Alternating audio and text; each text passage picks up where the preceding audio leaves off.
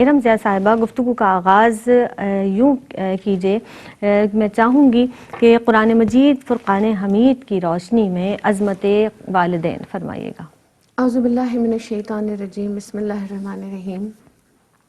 ہر نسل وراثت میں خزینے نہیں دیتی، ہر نسل وراثت میں خزینے نہیں دیتی، اولاد بھی کیا چیز ہے جینے نہیں دیتی۔ اللہ اکبر۔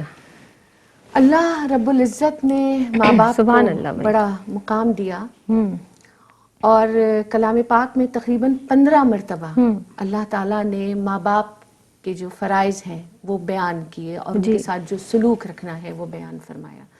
دیکھو وہ تو ابھی ہم بیان کریں گے، لیکن پہلے میں یہ بات ضرور کہہ دینا چاہتی ہوں کہ قرآن کریم میں جس طرح اللہ تعالیٰ نے 15 جگہوں پہ تقریباً ماں باپ کے لیے مخاطب ہوئے، اس میں 2 صورتیں جن کا میں خاص کر تذکرہ یہاں کرنا چاہوں گی، سورہ نساء اور سورہ بنی اسرائیل، کہ جس میں اللہ رب العزت نے اپنی ذات کے فوراً بعد والدین کے حقوق کی بات کری، کہ سورہ نساء میں آیت نمبر جو 35 اور 36 ہے، تو اس کی شروع کا ہم دیکھیں تو اللہ رب العزت فرما رہے ہیں کہ اللہ کی عبادت کرو، کسی کو اس کے ساتھ شریک نہ کرو، اور والدین کے ساتھ بھلائی کا معاملہ کرو۔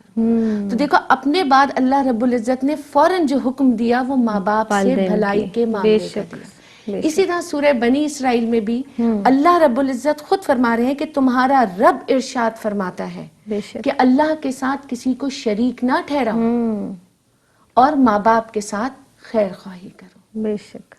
اور پھر آگے فرماتے ہیں کہ اب یہ دونوں صورتیں ایسی ہو گئیں کہ جس میں اللہ کے ساتھ احکامات کے ساتھ فوراً ماں باپ کا ذکر ہے، اہمیت کا اندازہ یہاں ہو گیا۔ اب سورہ بنی اسرائیل میں آگے کیا فرما رہے ہیں کہ ان کے ساتھ خیر خواہی کا معاملہ کرو، ان دونوں میں سے کوئی ایک یا دونوں اگر بڑھاپے کی عمر تک پہنچ جائیں تو ان کو اف نہ کہنا۔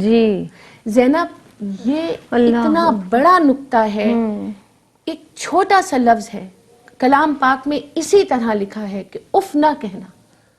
ہم تو دن رات پتہ نہیں جب جذبات میں ہوتے ہیں تو اولادیں آج کل ماں باپ کے ساتھ کیا کچھ کہہ جاتی ہیں، کہ انہیں اف نہ کہنا، ان کی دیکھ بھال کرنا، ان کے آگے انکساری کے ساتھ جھکے رہنا، ان کے ساتھ با ادب رہنا، تیز آواز میں نہ بولنا، کہ یقیناً اللہ تعالیٰ تمہارے اس عمل کو بہت پسند فرماتا ہے۔ سبحان اللہ۔ تو سوچو کہ ماں باپ کا جو مقام میرے رب نے رکھ دیا وہ یہ ہے کہ اب تم انہیں اف بھی نہ بولو، باقی باتوں کو تو یہاں چھوڑ دیں۔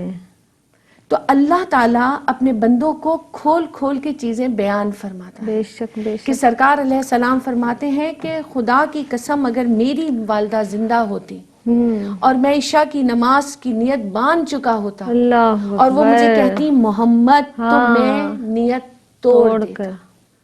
تو جو اللہ پاک کی تعلیمات اور اہمیت کلام پاک میں ارشاد ہوئی، اس کی عملی تفسیر سرکار علیہ السلام اپنی زبان مبارک سے بیان فرما رہے ہیں۔